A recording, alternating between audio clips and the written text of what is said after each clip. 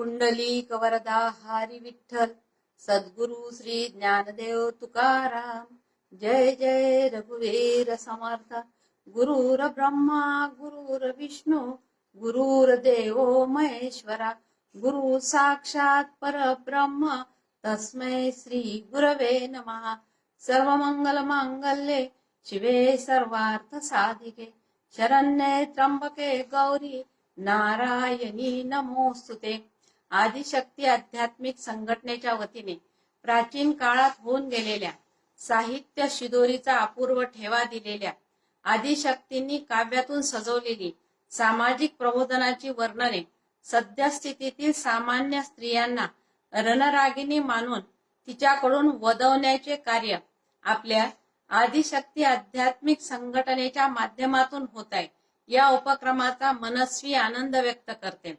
वैश्विक संकटाने साऱ्या विश्वावर प्रहार केला असताना टाळेबंदीच्या काळातही नवीन तंत्रज्ञानाच्या माध्यमातून उत्तम उपक्रम राबवून आदिशक्तीच्या अपूर्वाईने सर्वांना प्रोत्साहित करण्याचे काम आदिशक्ती आध्यात्मिक सेवा संघटनेच्या माध्यमातून आपण करत आहात। या सामाजिक उपक्रमाबद्दल आपणा सर्वांचे मनपूर्वक अभिनंदन। महाराष्ट्र संतांच्या भूमीत संस्काराची रुजवण करणाऱ्या वेद काळापासूनच्या विदुषी गार्गी, मैत्रेयी, सुलभा तर लोपामुद्रा, लेखा ह्या पंडिता, शिवाय पंचकन्या संत कवयित्री मुक्ताबाई, जनाबाई, महदाईसा, बहिणाबाई, निर्मळा, सोयरा, कानोपात्रा ह्या वारकरी संप्रदायाच्या पांथस्थ प्राचीन काळापासून स्त्रीच्या स्त्री कर्तृत्वाला गृहीत धरल्या गेले नाही। आपल्या धर्मामध्ये नराचा नारायण होतो, पण स्त्री म्हणजे मोक्षाड येणारी धोंड समजली गेली। या संकल्पनेला या सर्व स्त्रियांनी खोडून काढले। स्वतः सक्षम होऊन आत्मविश्वासाने आपले कार्य चालू ठेवणाऱ्या या साऱ्या प्रेरणात्मक आदिशक्ती आदिवासी सेवा संघटनेच्या उपक्रमातून मी सौ मंगला काशीनाथ कुलकर्णी 14व्या शतकातील संत कवयित्री निर्मळा आपल्या समोर मांडत आहे। यातीलच एक आदिशक्ती वारकरी संप्रदायातील अनुचरिता संत निर्मळा यांच्या सर्वांग सुंदर भक्ती मार्गाकडे पाहत असताना स्वाभिमानी संत निर्मळा म्हणजे मनाने निर्मळ, भाऊक, बंडखोर वृत्तीची पण धूर्ततेचा गुण अंगीकारलेली निर्मळा ही मंगळवेढ्याची भाऊ चोखामेळा यांचा संपूर्ण परिवारच विठ्ठलाचा परम भक्त। सोयराबाई कर्ममेळा, मेहुणा बंका महाराज, बहीण संत निर्मळाबाई कुटुंबातील या सर्वांनीच विठ्ठलाला केंद्रबिंदू मानून आनंदपूर्ण अभंग रचना केलेली आहे। त्यांच्या अभंगातूनच महाराष्ट्राला साहित्यिक व सांस्कृतिक परंपरा लाभली आहे। त्यांच्या अभंगवाणीत तत्वज्ञान आजही मानवी जीवनास कल्याण करविते, कारण ते अभिजात साहित्य आहे। नामदेवांचे अनुचर चोखामेळा, निर्मळा व सोयरा ह्या अनुचरिता या सर्वांनी अभंग रचनेचा भक्ती वसा अनुसरलेला हाच वसा कुटुंबातूनही प्रवाहित केला। निर्मळाने जगण्याचा भौतिक विचार स्वतः घेतला। सापडले वर्म सोपे, विठ्ठल नाम मंत्र जपे, मज नामाची आवडी संसार गेला देशोधळी। नाम मंत्राची अमृत संजीवनी हाती आली, नाम गाता गाता त्यातच ती रमली। भगवंतासमोर मनातील भाव व्यक्त करताना विश्वासाने, भक्तीने, विठ्ठलाशी आत्मसंवाद साधून अधिकारवाणीने अंतरंगातील भावनांना मोकळे केले। नाही अनिक साधन, नाही अनिक साधन, सदा गाई नारायण। निर्मळा म्हणे देवा छंद एवढा पुरवावा, विठू माऊली समोर संवाद साधत बोलीतून हट्ट पूर्ण करून घेणाऱ्या निर्मळेची प्रतिभा लौकिकातील तर नाहीच, पण लक्षणीय स्वरूपाची आहे। चहूकडे देवा दाटला वनवा, माऊली समोर बालहट्टाप्रमाणे आंतरिक बोलाने गारहाणी मांडते। उपेक्षा, अवहेलना नि अवमान याची जास्त ओळख निर्मळेला होती। त्यात संसार तापाचे चटके तिला असह्य होऊ लागले।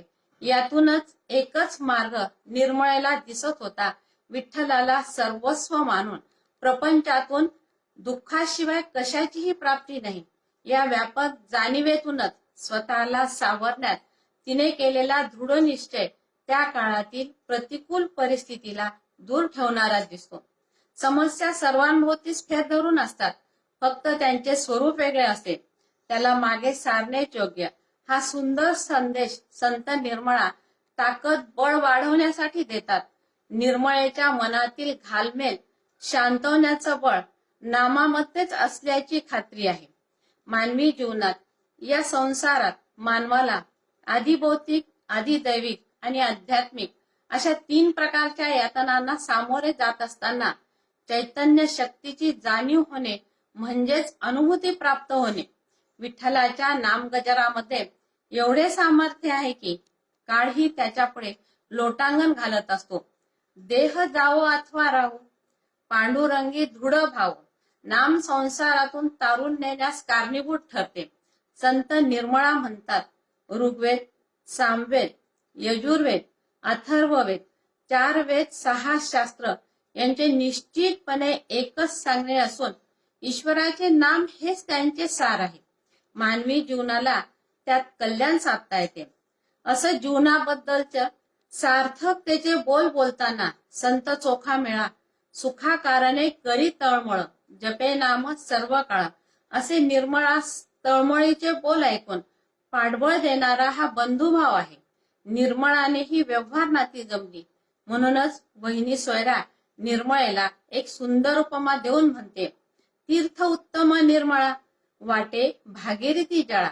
अशा शांत, निर्झर, पवित्र भागीरथीची उपमा देऊन नात्याची गुंफण प्रेमाने गुंफते.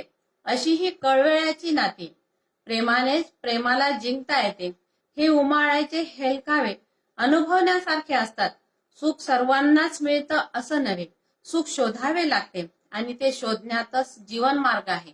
याची अनुभूती प्रत्यक्षात घेतल्यानंतरच मनाची काया निरभ्र होऊन आनंदी वातावरण डोलाने बोलू लागते. यातच आपलं मनही दुःख विसरतं. हेच अध्यात्माचा आंतरिक सूत्र आत्मानंदाची प्राप्तीही करून देतं. प्राप्तीबरोबरच कठीण प्रसंगालाही आपलंसं करण्याची बळ व ताकद देतं. हाच विशेष संत निर्मळेने अंगीकारलेला बंडखोर वृत्तीतला संयम व स्वबळावरच संसाराचा त्याग करून भक्ती मार्गाकडे वळणारी 14व्या शतकातील बंडखोर वृत्तीचीच निर्मळा. संतांच्या हितोपदेशाप्रमाणे परमार्थ साधणे हे अंतिम ध्येय असावे. मानवी देह मोठ्या प्रयासाने प्राप्त होत असतो. आहार, भय, मैथून, निद्रा हे 4 बाबी पशु, पक्षी आणि मानवामध्ये समान आहेत. या मानवाला मिळालेली ईश्वरीय मन आणि बुद्धीची देणगी हे माणसाचं जीवन मोठं करत असते. माणसाच्या भौतिक व आध्यात्मिक प्रगतीस ती कारणीभूत ठरणारी आहे. माणसानेही प्रपंचाहून परमार्थाकडे वाटचाल करावी. परमार्थ साधला पाहिजे म्हणून तो साधला जात नसतो, तर इच्छा कमी ठेवून परमेश्वर भक्तीची इच्छाशक्ती वाढवावी लागते. तरच ईश्वर आणि भक्त याचा अनुबंध भक्तिभावाने जुळतो. संत निर्मळाही संयम व स्वबळावरच संसाराचा त्याग करून भक्ती मार्गाकडे वळणारी 14व्या शतकातील बंडखोर वृत्तीचीच, संसार त्याग करून भक्ती मार्गाकडे वळणाऱ्या निर्मळेची अभंग रचनेचा गाभात भक्तीचा, पंढरीच्या पांडुरंगावर तर एक भावपूर्ण निष्ठाच होती.